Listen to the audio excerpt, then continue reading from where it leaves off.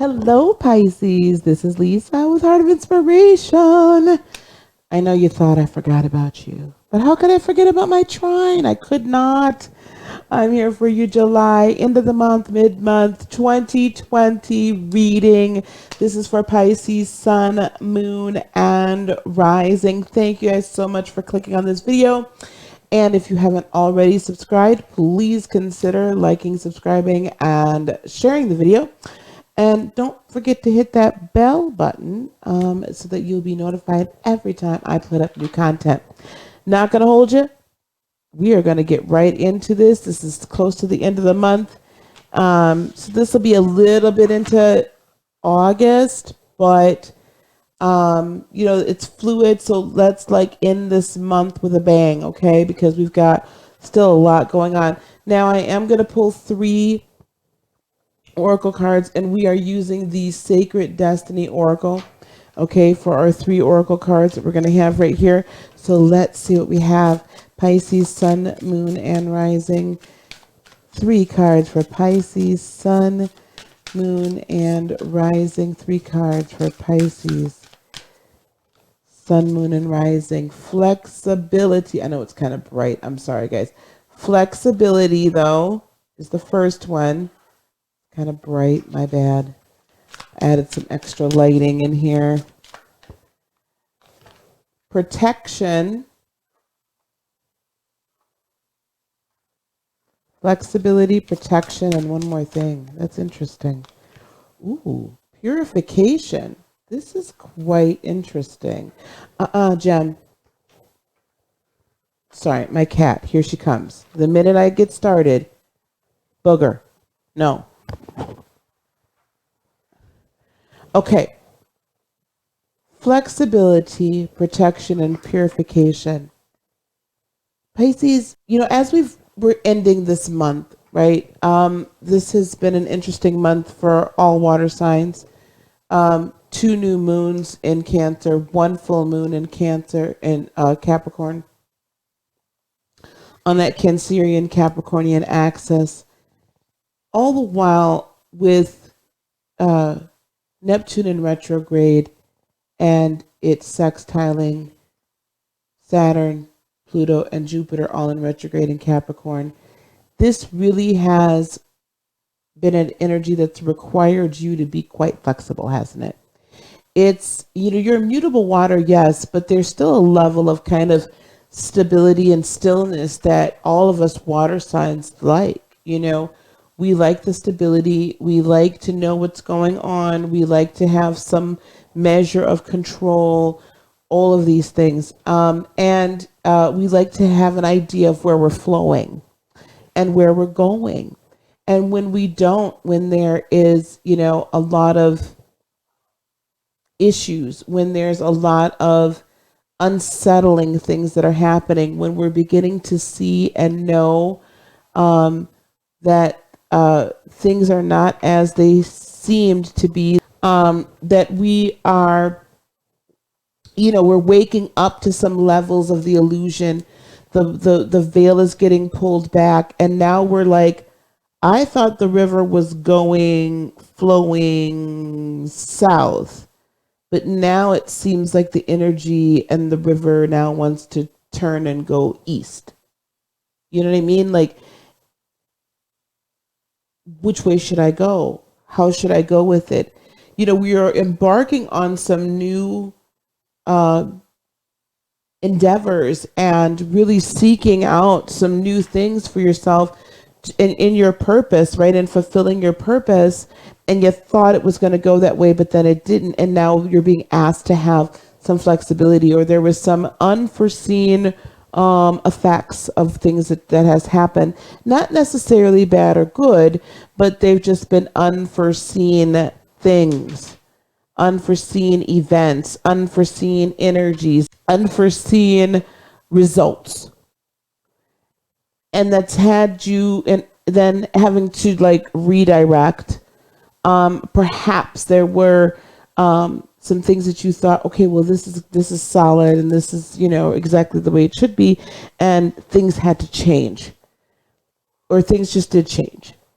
And now you're having to be flexible. And that can be a little bit unnerving, even for a mutable water sign. Because again, water signs were always, it's like, oh, go with the flow, go with the flow. You can, da da da da. But what people don't understand about us is we have a flow, and we're willing to go in that flow. However, pumpkin. However, we're also we want to know the direction, and we know how deep the river is or how deep the pool is. We know when to kind of stop going. We just like to know. We can fit into the crevices, but it's a little bit more difficult sometimes if we are not directional and if things change on a dime. The protection card is here because this is meant for you to protect your energy. This is also spirit letting you know that you are protected. You have your angels, you have your ancestors, you have your spirit guides, you have source itself, you have this, we have spirit itself, and you are already protected. But this is also to protect your energy. And I believe that protection and that purification go quite hand in hand. The purification is necessary for the protection, your own self-protection, learning how to self-protect and becoming adept at it and being okay with it. It is all right for you to say, no, I don't want to do this, or no, I can't do this, or no, I'm not going to allow you this space in my life anymore. I'm not going to allow you to kind of occupy this position in my life because it's detrimental to me. And it's not good for my energy, and it's rather toxic. Or I'm just changing directions, being flexible, and this just doesn't work anymore. So you can't hold on to all of that old energy, otherwise you can't move into the new. You can't get anything new if you're holding on to a full old cup, right? You just can't. It doesn't work. It doesn't work. It is impossible. So there's a need to purify yourself. I would say, if you all,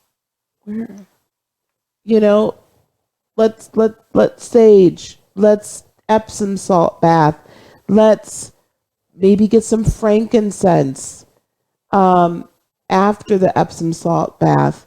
Let's have frankincense burning or various incenses burning.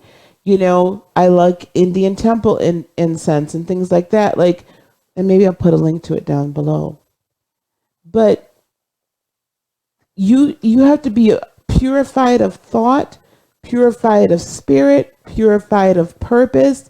This is time for you to cleanse all this extraneous stuff out, because you've been looking for protection from these energies. But also what I'm hearing from source is saying, you've been protected this whole time. It's you that's continued to allow them in. So be flexible enough to allow spirit to remove these things from you. The season is over. And then we can clarify and purify and renew ourselves. Let me pull a couple of Chakra Wisdom Tarot. Purify and clarify. And from that point then, right, we can, then you become self-protecting, right? Self-sufficient. Like your aura itself is its own protection because you've sealed up the cracks. Flexibility. You need to have some flexibility as you're moving to the star, as you're moving to wish fulfillment, as you're fulfilling that purpose. That's what we were just talking about, right?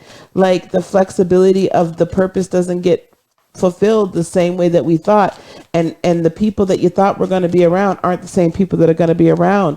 You got to live. Here's the Princess of Swords, which is the Page of Swords. That Page of Swords challenges thoughts. That Page of Swords challenges ideals. That Page of Swords challenges everything, the intellect, the mind, and concepts and everything. It challenges so that it can then get rid of, right? The next card is the Knight of Swords. So then you get the understanding of what is, truly to come. You get the messages from Swords, from your higher self. And then the Queen of Swords, begin to cut some things out with love. And then the King of Swords, it's a time to live in your truth. And then we have the Four of Cups for purification. Really put some thought. These are all heart chakra cards, by the way. Heart chakra, heart chakra, heart chakra. Purifying that energy, purifying those emotions, purifying your heart, so that the energy that you're putting in motion, that you're setting out, that you're sending out, is true to you. And it is true to your real self, and not to everybody else's dreams, ideals, concepts, religion, whatever. Foundation. Set your own foundation up. Get your heart pure of all the other crap. And that then, once your heart is pure, and once that heart has been healed, and that heart chakra is just cleansed and it's operating as it should, and energy is flowing from the crown all the way through to your roots fully and freely, that's when you're protected, right? Because now you're self-protected, because your aura is like filled. Your aura doesn't have cracks and crevices and crannies that people can latch onto and become codependent, right? And entangled. So heart chakra, heart chakra, heart chakra, heart chakra.